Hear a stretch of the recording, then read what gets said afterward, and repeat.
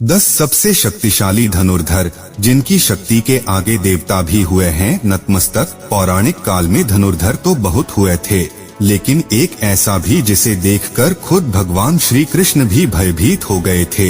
एक ऐसा भी धनुर्धर था जो अपने बाणों से समुद्र भी सुखा देता था, और एक ऐसा भी धनुर्धर था जो क्षण भर में पूरी पृथ्वी का विनाश कर सकता था। सबके पास थे एक से बढ़कर एक दिव्यास्त्र, लेकिन सर्वश्रेष्ठ तो सर्वश्रेष्ठ ही होता है। क्या अर्जुन थे सर्वश्रेष्ठ? नहीं। क्या कर्ण सर्वश्रेष्ठ थे? नहीं। आप जितना भी सोच लें अंदाजा नहीं लगा पाएंगे कि कौन थे पौराणिक काल के सर्वश्रेष्ठ धनुर्धर। उसके जैसा धनुर्धर ना तो कभी हुआ है और ना तो कभी होगा। तो चलिए जानते 10 सबसे शक्तिशाली धनुर्धरों के बारे में। पहले सबसे कमजोर योद्धा से शुरू करेंगे और बाद में सबसे शक्तिशाली योद्धा के बारे में जानेंगे। लेकिन वीडियो में आगे बढ़ने से पहले आप सभी से विनम्र निवेदन है, आप भी श्री कृष्ण के भक्त हैं तो कमेंट बॉक्स में जय श्री कृष्ण अवश्य ही लिखिएगा। मित्रों, नंबर 10 पर हैं द्रोणाचार्य। जब महेंद्र पर्वत पर भगवान परशुराम अपना सब कुछ ब्राह्मणों को दान कर रहे थे, तब द्रोणाचार्य उनके पास पहुंचते हैं और उनसे संपूर्ण दिव्यास्त्रों का ज्ञान प्राप्त करते हैं। गुरु द्रोणाचार्य ने ही कौरवों और पांडवों को शस्त्र चलाना सिखाया था। महाभारत के युद्ध में भीष्म के बाद गुरु द्रोणाचार्य ने कौरवों के सेनापति बने थे। उन्होंने अपनी रणनीति से पांडवों की सेना का भारी विध्वंस किया था। युद्ध के दौरान द्रोण ने जो चक्रव्यूह बनाया था उसमें फंसकर ही वीर अभिमन्यु मारे गए थे। जब तक उनके हाथ में शस्त्र था उन्हें परास्त करना असंभव था, इसलिए कौरवों ने छल से उन्हें मारने के लिए विवश हो गए थे।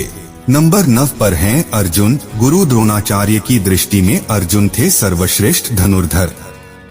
गुरु द्रोणाचार्य ने अर्जुन को अपने सारी शास्त्र विद्या का ज्ञान दिया था। अर्जुन की धनुष की टंकार से ही दुश्मन अधमरे से हो जाते थे। अर्जुन के पास देवताओं के सारे अस्त्र थे, यहाँ तक कि महादेव को प्रसन्न करके अर्जुन ने पाशुपत अस्त्र भी प्राप्त कर लिया था। अर्जुन दोनों हाथों से बाण चला सकते थे, इसलिए उन्हें सब्यसाची कहा जाता था।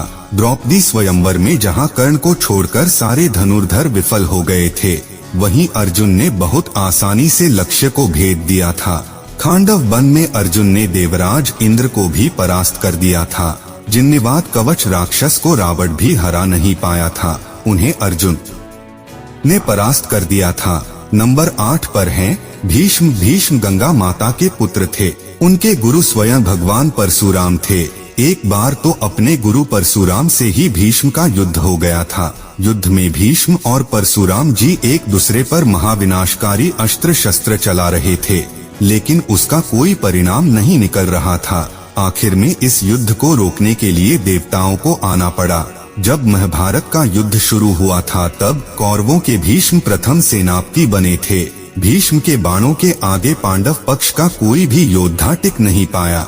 भगवान श्री कृष्ण शस्त्र न उठाने का प्रण लिया था, लेकिन पितामह भीष्म के पराक्रम के आगे श्री कृष्ण को अपनी प्रतिज्ञा तोड़कर शस्त्र उठाने पर विवश होना पड़ा। भीष्म को नियमानुसार युद्ध करके परास्त करना असंभव जैसा था, इसलिए शिखंडी को सामने रखकर अर्जुन ने भीष्म को सरसैया पर सुलाया था। नंबर 7 पर हैं एकलव्य। एकलव्य महाभारत काल के एक श्रेष्ठ धनुर्धर थे। जब गुरु द्रोण के पास एकलव्य शिक्षा के लिए गए थे तो गुरु द्रोणाचार्य ने उन्हें शिक्षा देने से इनकार कर दिया था। इसके बाद द्रोण को गुरु मानकर एकलव्य वन में धनुर्विद्या का अभ्यास करना शुरू कर दिया था। जब कौरवों और पांडवों में से किसी को भी शब्दभेदी बाण चलाना नहीं आता था, तब एकलव्य अपने अभ्यास से ही शब्दभेदी बाण चलाना सीख गया था। उनकी धनुर्विद्या को देखकर अर्जुन को भी लगने लगा था कि एकलव्य ही है श्रेष्ठ धनुर्धर, लेकिन गुरु दक्षिणा के नाम पर गुरु द्रोणाचार्य ने एकलव्य का अंगूठा कटवा दिया था। इस पश्चात अंगूठे के बिना ही एकलव्य बाण चलाना सीख गए थे। दोस्तों, बिना अंगूठे के बाण चलाने वाला एकलव्य प्रथम योद्धा थे। एकलव्य इतने शक्तिशाली थे कि भगवान श्री कृष्ण को एकलव्य का वध करना पड़ा था। एकलव्य के बारे में भगवान श्री कृष्ण ने कहा था, अगर एकलव्य का अंगूठा ना कटा होता तो एकलव्य भगवान परशुराम बनकर जंगलों में घूमता रहता। तब दानव, राक्षस, नाग, देवता कोई भी उसे परास्त नहीं कर पाता। कोई मनुष्य तो उसके सामने खड़ा भी नहीं हो पाता। भगवान श्री कृष्ण ने जिस धनुर्धर की तुलना भगवान परशुराम से किए थे, वह कितना शक्तिशाली रहा होगा ये तो आप सोच ही सकते हैं। नंबर 6 पर हैं बर्बरीक। बर्बरीक घटोत्कच के पुत्र थे। उनके पास 3 बाण ऐसे थे जिसके सहारे वे पल भर में कुरुक्षेत्र को योद्धा विहीन कर सकते थे। बर्बरीक के 3 बाणों के बारे में जानकर खुद भगवान श्री कृष्ण भी चिंतित हो गए थे, जिसकी वजह से दान में उन्होंने बर्बरीक से उसका शीश मांग लिए थे। और तब से खाटू श्याम जी के नाम से इस धरती पर बर्बरीक की पूजा होती है। नंबर 5 पर हैं मेघनाद। रावण के पुत्र मेघनाद महावीर थे। अपने पराक्रम से उसने देवताओं को परास्त कर इंद्र को बंदी बना लिया था, जिसके चलते उसका नाम इंद्रजीत पड़ा। उसके पास ब्रह्मास्त्र, वैष्णव अस्त्र और पशुपति अस्त्र, इन तीनों अस्त्रों का ज्ञान था। लक्ष्मण जी से युद्ध के दौरान उसने लक्ष्मण जी पर ब्रह्मास्त्र, वैष्णव अस्त्र और पशुपति अस्त्र चलाया था।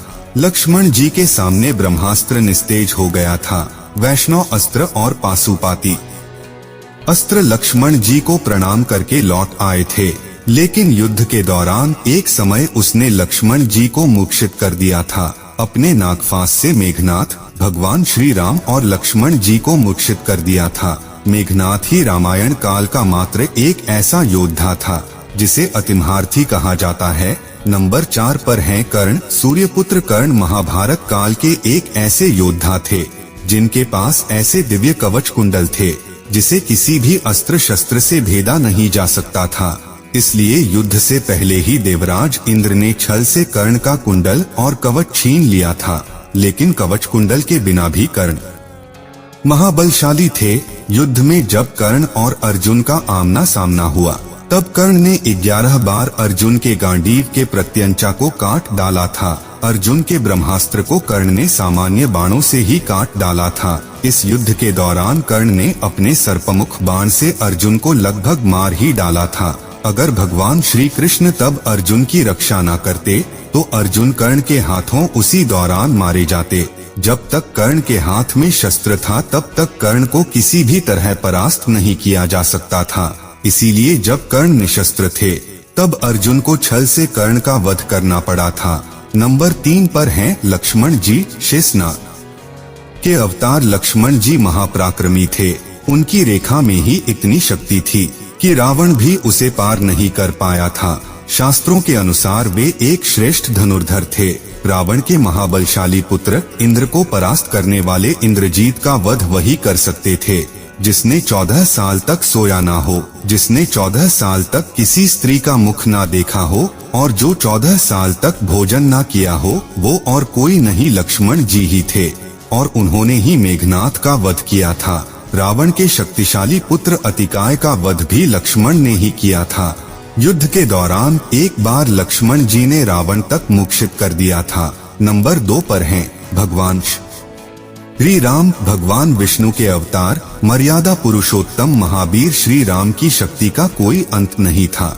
स्वयंवर में जब वे शिवधनुष की प्रत्यंचा चढ़ाने गए थे तब उनकी शक्ति से शिवधनुष टूट गई थी। ऐसा कोई अस्त्र नहीं था जो प्रभु श्री राम के पास नहीं हो। जब समुद्र ने लंका जाने के लिए श्री राम को मार्ग नहीं दिया, तब उन्होंने अपने बाणों से ही समुद्र को सुखाने का विचार किया। श्री राम को धनुष पर बाण का संधान करते देख समुद्र भयभीत होकर उनके सामने प्रकट हो गया था। श्री राम ने अपने बाणों से कुंभकर्ण और रावण जैसे न आ जाने कितने राक्षसों का वध किया था। नंबर 1 पर हैं देवों के देव महादेव। संपूर्ण ब्रह्मांड और देवलोक की उत्पत्ति महादेव से ही हुआ है।